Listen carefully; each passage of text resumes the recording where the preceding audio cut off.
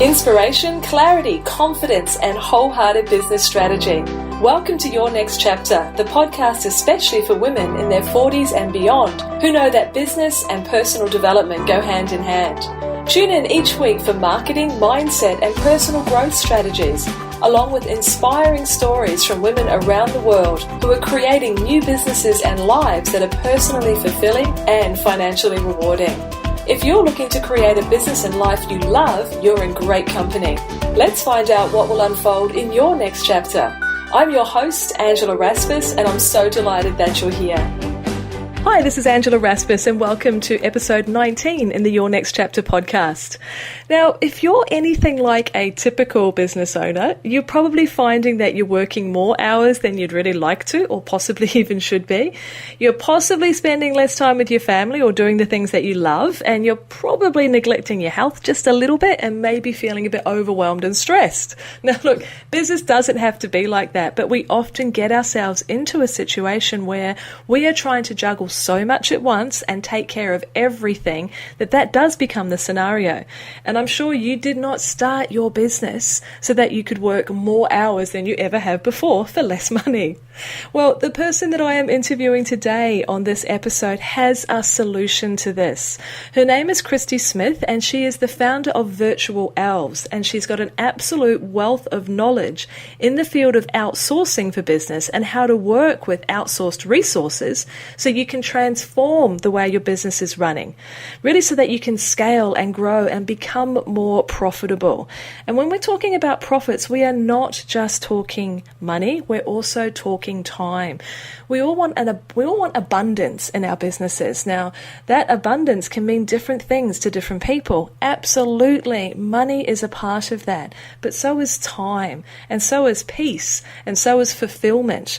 A lot of the other pieces to the business puzzle that we don't always talk about, but are really, really important. One of my favorite ways of looking at it is that you need ROI, absolutely, return on investment, but you also need ROE, return on energy. And looking at how to actually take care of and outsource of some aspects of your business to free up your time can be a really important part of that. Now, Kristy and I looked at the fact that you don't need to get to a certain stage or a certain size of business to, hey, now's the time to outsource. And in fact, if you're just starting off, to begin with that end in mind, that eventually you are going to have different parts of your business taken care of by someone else, is a really, really healthy way to look at things, because that means you'll start to consider the processes and systems that you're developing yourself. And a little bit of documentation can go a very long way. Now, Kristy's given us a wonderful resource that I've used myself and has been invaluable and has really opened my eyes to the parts of my business that I am able to outsource and willing, really important word here, willing to outsource, to create that belief that I can let go. There's parts of my business I already outsource, but I'm getting ready for more. So if you go to angelaraspis.com/19, that's the number 19, and the word download, then there is a fantastic resource there for you, which is all about how to record your time and put that into a strategy for seeing what is ready to be outsourced. Now, Kristy and I talked about the fact that a profitable and a scalable business is one that is consistently moving forward. So if you're finding that you're not able to do the things, the projects, the ideas that you really want to sink your teeth into because you are stuck with the day-to-day running, maybe it's time to consider a virtual elf. I'm sure you'll love this episode, so let's dive straight in. Well, hello everybody, and welcome back to episode 19 of the Your Next Chapter podcast. I'm really happy to be introducing you to someone today that has the capacity, the ability, and the promise to change your business entirely. And in fact, to change your life as well. And that's a really big call. But as Kristy Smith from Virtual Elves and I will show you in this conversation, the idea of bringing somebody in your business to help free up your time is something we should consider sooner rather than later, to both embrace success and to stay sane whilst we're doing it. So Kristy, thank you so much for spending your time with us today. Thank you, Angela. It's a pleasure to be here. Happy to be talking and helping the audience understand how to get a little bit more time back in their day. Oh, it's so important, and you and I have had this conversation on more than one occasion. So I know that everyone's in very safe hands to be exploring this subject with you. But I love to dive in before we actually get into the heart of your expertise. I'm really keen for you to share: is Virtual Elves your own next chapter when it comes to business? Yeah, funny you say that because, I never thought of it that way. And, we have talked about this previously, and I really think that it is because, after a long career in corporate environments and, then having children, I really wanted to change what I was giving back to the community and to businesses who I was working with previously and seeing how they were struggling. Most of the businesses weren't even lasting through to 5 years and doing really well. So I just wanted to find something that was going to do that, but also give me the flexibility and the ability to spend time with my family, which was, more than what I was looking for at that time, not being holed up in an office and working 80-hour weeks.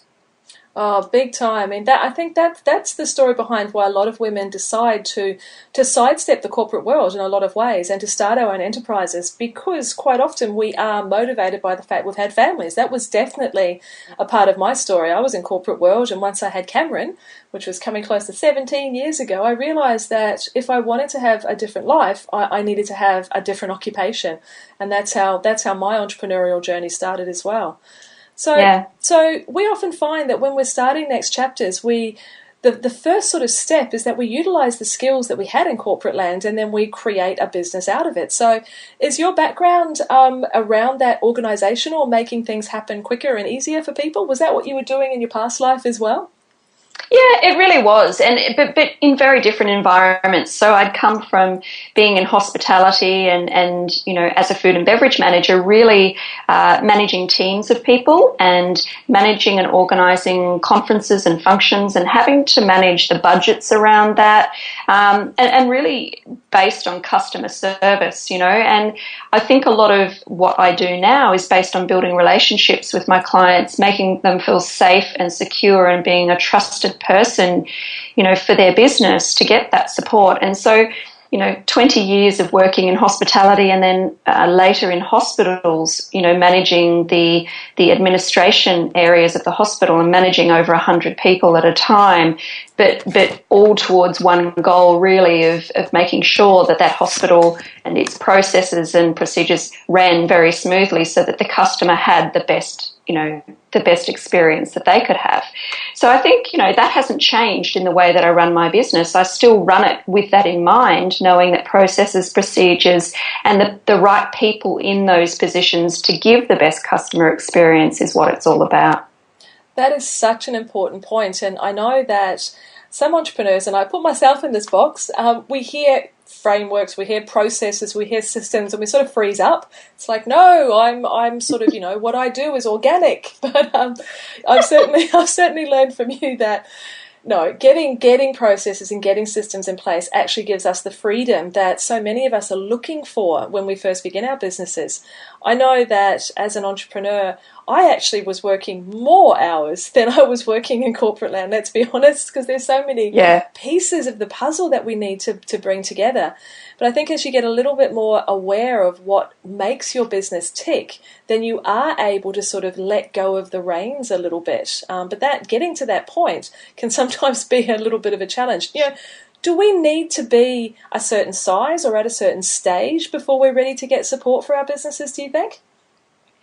Look, no, absolutely not. And, when I first started my business 6 years ago, I started out as a virtual assistant just on my own. And, I didn't have any support. I thought that I could do everything myself, and I could do everything myself. But like you said, I was working more hours than in corporate, and that wasn't why I started the business in the first place. And I was only able to work at the capacity of hours that I had, which meant that I couldn't take on any more work or any more clients. And I wasn't really earning the money to warrant, it being as good as being back in corporate. So when I looked at that, you could do something as simple when you're a solo entrepreneur and you don't have the income or the cash flow to support bringing on a lot of support. Just start by throwing off 1 or 2 or 3 small tasks, and outsource those things so that it frees up a bit of your time to do more around the high level tasks that bring in more money for you. And then very slowly you find that you start to grow and you can bring on more resources to support you. So it's a process. So it's not like, okay, I'm going to take everything and chuck it overboard to somebody else. So it doesn't have to be all or nothing. We can just start looking at small pieces. I mean, you and I are discussing before we hit record on here that a prime example for myself is outsourcing the podcast bits and pieces, the technical side. Not this part. Obviously, I'm going to continue to do the interviews because that's the heart of the podcast, but it's all the technical stuff behind it, which is not, the uploading here, the tagging there, the this and that. That's not revenue generating and it's not joyful. So that's a great example of something that can be outsourced because there's a process or a system behind it.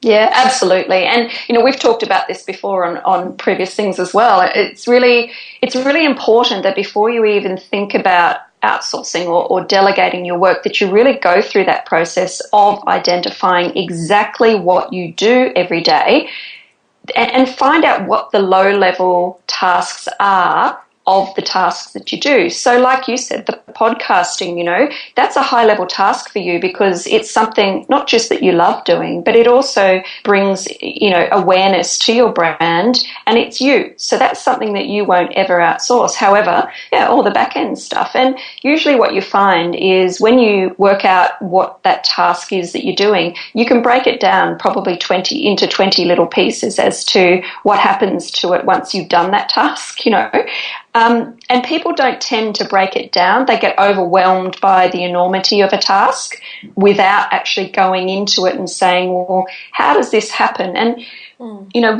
one little thing that I really find very important is do an exercise, and I think I've given you this to do before as well, and it's literally just sitting there with a notepad for a 5-day period and recording everything you do. So as you start a task, write down the time and then write the task. Then when you change and move to a different one, you write that down. And by the end of the 5 days, you've got a pretty good snapshot of everything you do in your business over a week. Absolutely. And I know it was eye-opening when I actually did that task, when I did that process. It was, oh my Lord, I spent that much time doing that. And, it also gets you a bit honest, the highlighting the social media addiction probably happened at that stage as well. So we can start letting go of that. But actually you've provided us with a wonderful resource for this episode, which I encourage everybody to download. It's called the Time Recording Strategy Worksheet, which actually helps very much with this process, correct? Yeah, it's amazing. And what you can expect to get out of this when you have completed this worksheet, it'll take you through the different steps. The first step will be really around recording your time. The second step is brain dumping all of the things that you're not doing that you want to do in the business. And really understanding, a lot of the time you're not doing them because A, you don't know how, B, you don't have time, C, it just gets getting pushed down your list, and so you never move forward on those amazing things that you actually wanted to set out to achieve. So it's putting all of those in. The third step really is understanding the categories around where those tasks fit. So there's a little grid on the back of that sheet that you can put in all of those tasks into categories, and I think you said, you've got to highlight, once you've got all of the list of your tasks that you do, you've really got to highlight the ones that are low level, and your high level tasks are those ones that only you should be doing. So don't look at social media and go, oh, well, no one can really do it the way that I do it, so I really need to be doing it. That's rubbish, Someone else can do it. You've just got to show them your voice and how you want it written, how you want your branding to be done, and offload the parts that are easy to get rid of. So just little things like that, and then it'll show you exactly the amount of time that you have available to then add more high-level tasks, to your day for. So, this worksheet really is going to it's going to set you up for success and help you understand how much of your day or your week you can pull out and delegate to someone else, and what you can then replace that time with.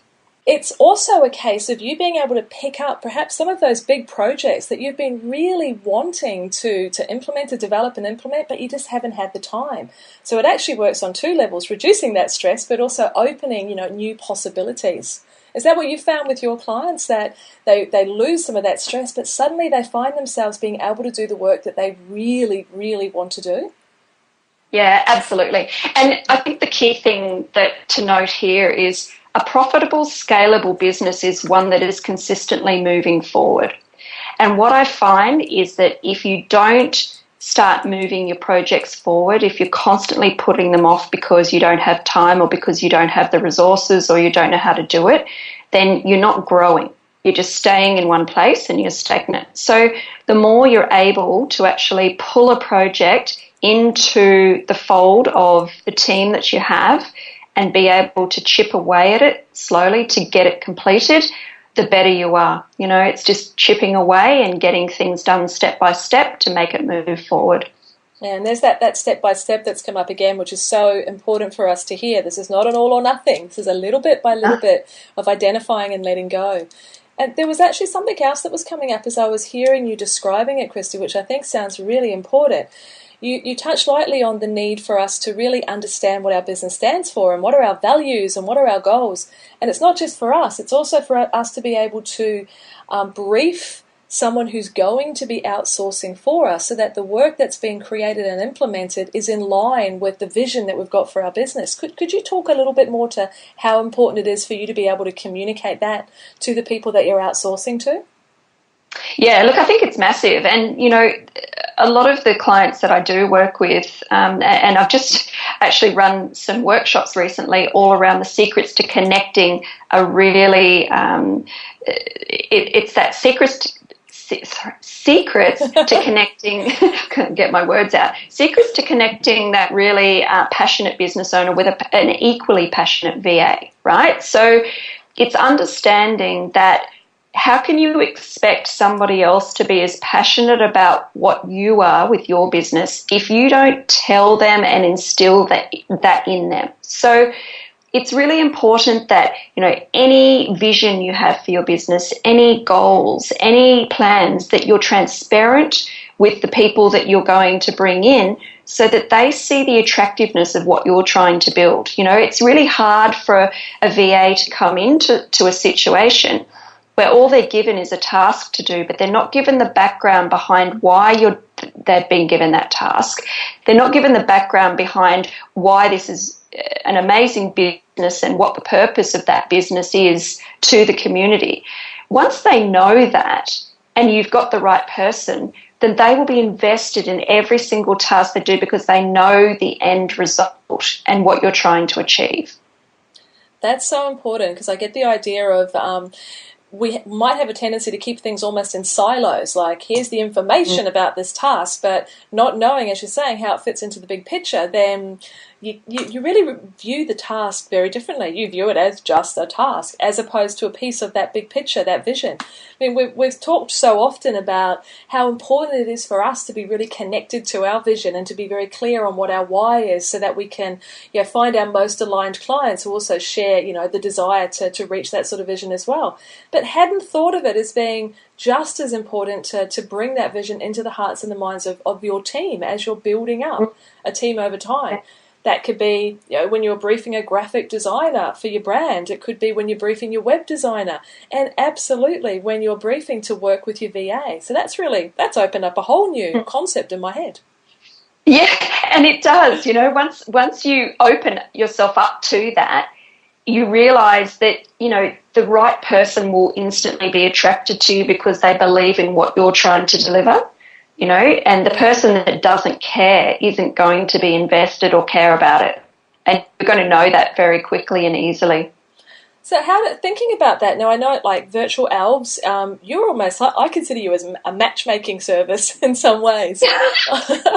So if somebody You're a matchmaker. So if somebody's gone through this, I think this would be a typical sort of occurrence, that people would start to feel overwhelmed. They'd start to realise that they need, more time in their day, because they're not, as you described it so beautifully, a profitable and scalable business is one that is consistently moving forward.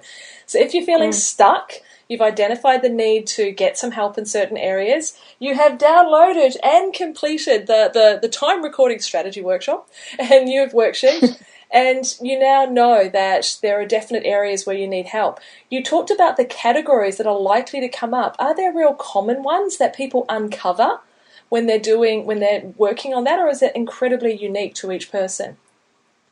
Oh, no, there's definitely common ones, and the common ones are the communications and marketing side of things. So, these days, social media, everybody's using it, everybody's, online. So that digital marketing, online marketing section is usually the section where people go, I just don't have time to do all of this.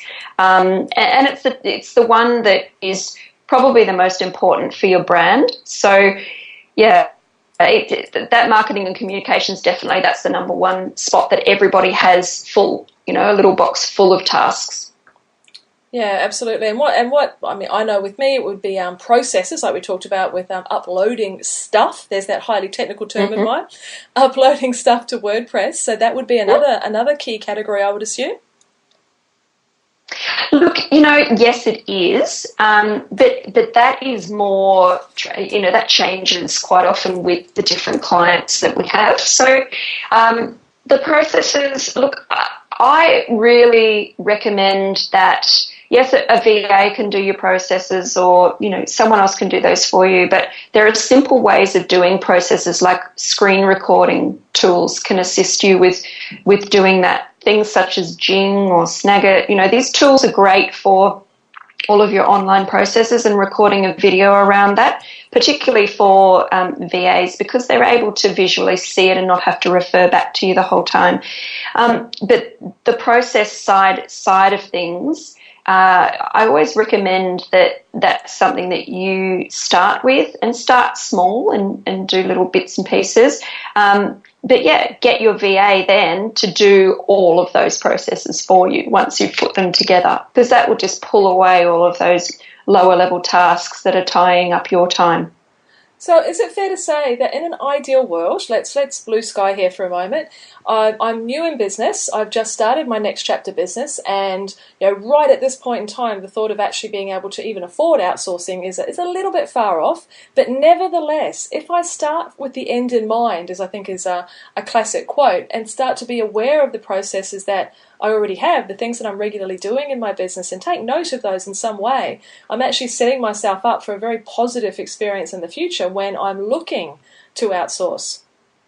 Yeah, absolutely. And this is what I say to everybody is, even if you're not at that stage yet where you can bring on a VA and you can afford, cash flow wise, you can afford to do that, start doing something. So start recording what you're doing every day. At least do that process. Start putting away all of the things that you want to be doing, and then work out, how you're going to record those processes and put them together. Because once you've got all of that, the next bit is easy. Finding someone to do the work for you is actually the easiest part. It's the preparation beforehand that's going to set you up for success. And that, without all of that, and Angela, the thing here that I find it disturbs me a little bit, because I come across it quite a lot, is I'll be out talking to a group of people and I'll tell them what I do, and they'll say to me, I've had a bad experience with a VA, it never worked for me, and I think that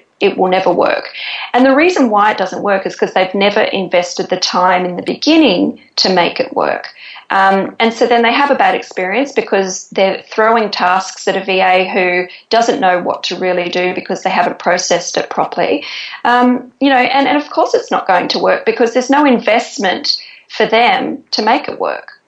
So I think it's really important that you spend this time and you get this underway so that when you are ready, you're in a position for it to be a success. I think it's like building or scaling any part of your business. I mean, I think, well, I'd like to think that most of us, when we're starting our businesses, we're wanting to create something that's sustainable. When we put a lot of heart into what it is that we do, we want to make an impact, we want to make a difference, we want to be well paid for what it is that we do. These are all very reasonable expectations. And so going along those lines, the expectation or the intention would be that our businesses will grow over time. And so starting with that concept in mind, I'd really encourage you as you're listening today to start this process. Start it now.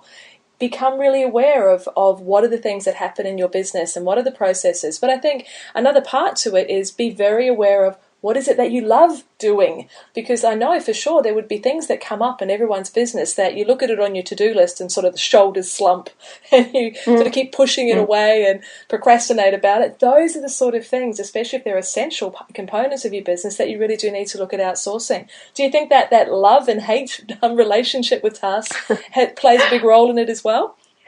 Look, I think it can, but I think you've also got to be really careful, right? Because I love doing design work and looking at, ways to make things more beautiful. But I tell you, I could sit and play with my website for hours and hours and hours, and would it actually bring in any business? No. Okay. So I think you've got to look at it from the perspective of have a look at the best, use of your time compared to the dollars that are coming in. Because again, you can't be profitable and scalable if you're not doing those higher level tasks that are income generating.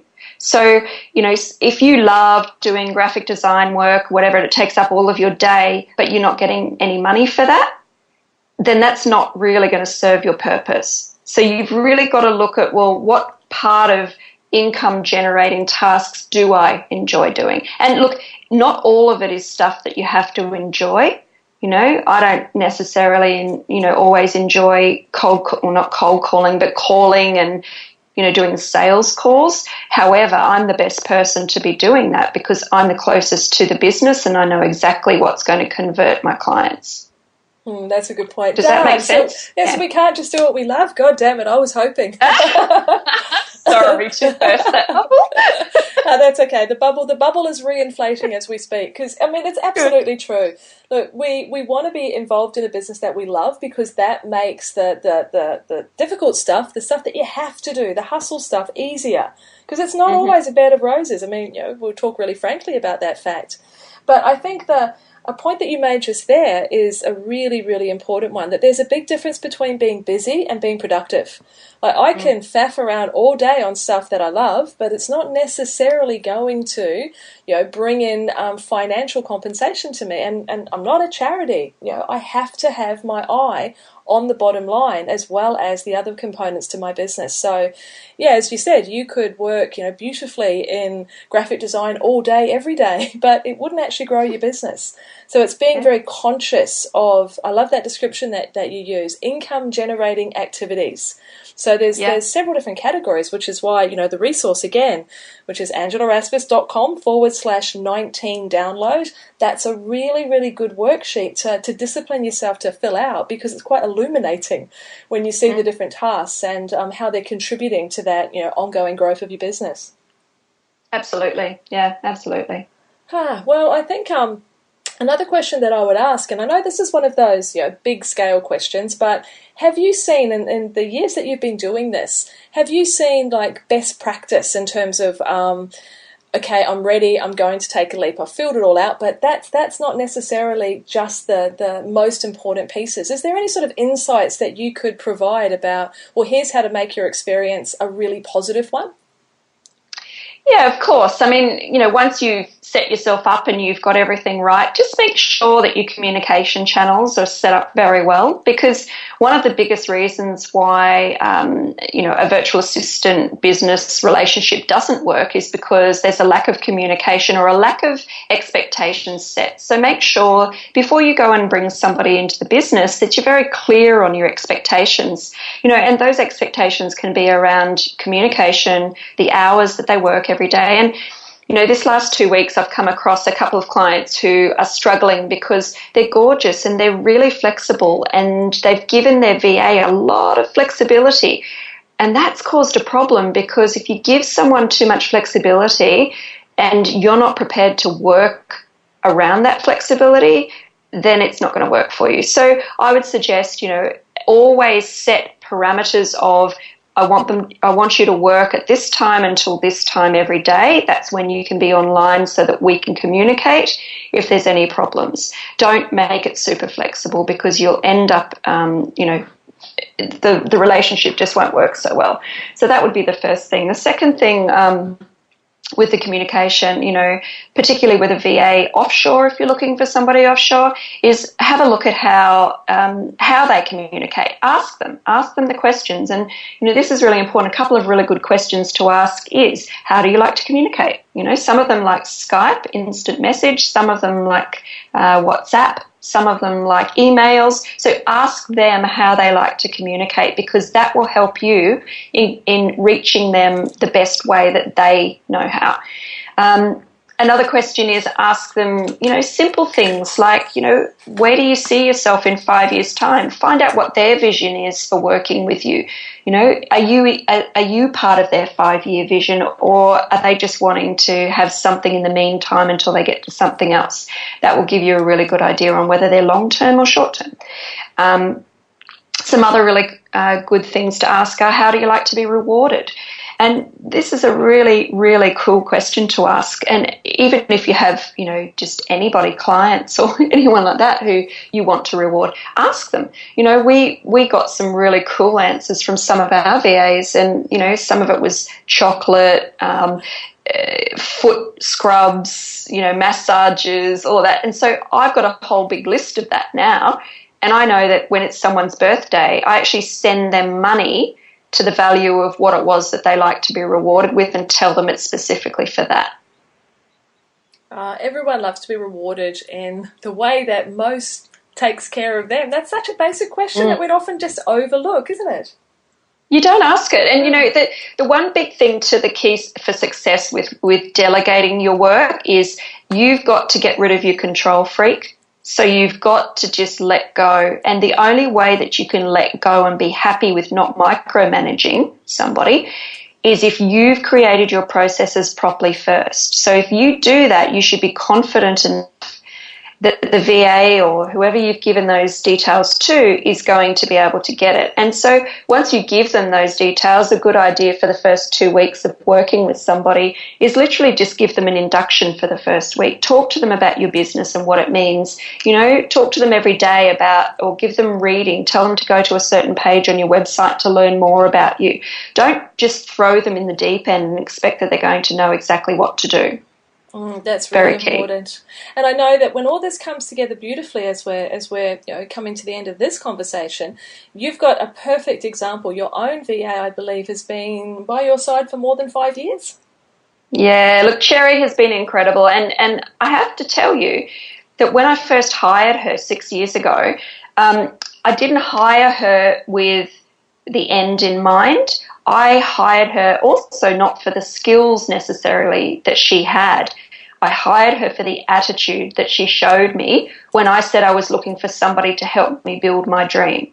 Now, she came in and said, I can help you build your dream because I believe in what you're doing. And I didn't care what skills she had. Now she heads up, my HR and recruitment team in the Philippines, and she manages 28 virtual assistants on a daily basis and has her own assistant. Oh, that's amazing. And that all came from that philosophy that you had at the beginning, which I want everyone listening to adopt in some big or small way, of sharing the vision, of having someone actually, this isn't just a person who's fulfilling a task or, ticking a box. This is someone who, if approached in the right way, and this works for you, can really help you create your business. And that's the point that I was making before about, we're here for the long haul. We want a sustainable business, not a fly-by-night. So with taking that sort of approach into bringing someone in to help you with your business can really change everything.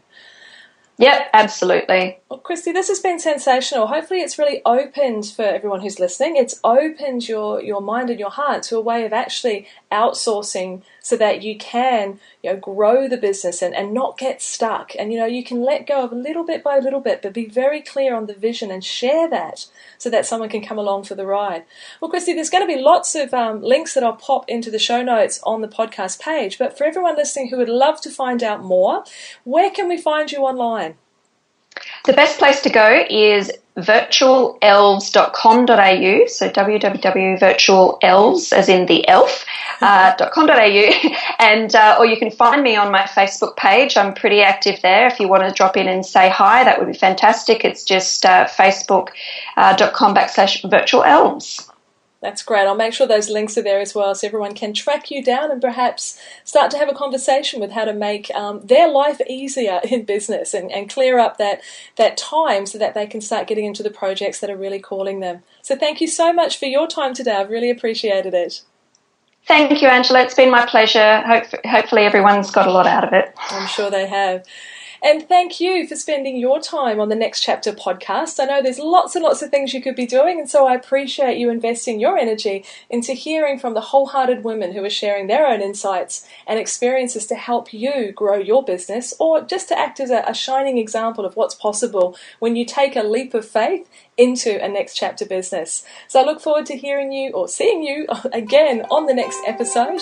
This is Angela Raspis. Have a lovely day. Thanks for listening to the Your Next Chapter podcast. If you've enjoyed this episode, please let me know. Pop over to angelaraspis.com to subscribe to the show and leave a review. And whilst you're there, you can also enjoy valuable free resources, including show notes and downloads, along with the Next Chapter community, where you can connect with other wholehearted women on the same journey as you. We'd love to welcome and support you as your next chapter unfolds. See you next time.